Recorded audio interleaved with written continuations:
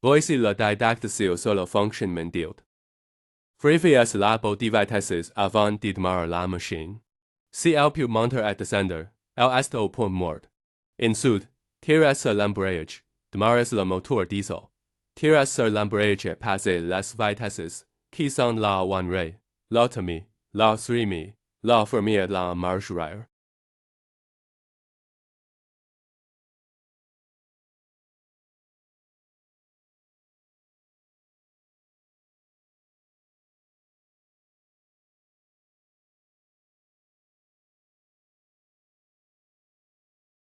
Le trou est en haut.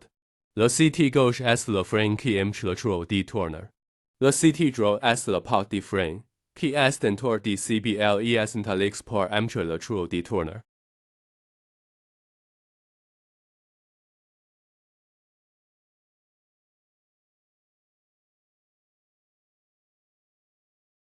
Ci se trouve l'avant de fonctionnement de la machine.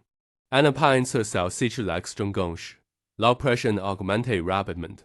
En tournant la poigne en forme de fleur de prunir vers la gauche, la pression diminue en la tournant vers la droite. La pression augmente.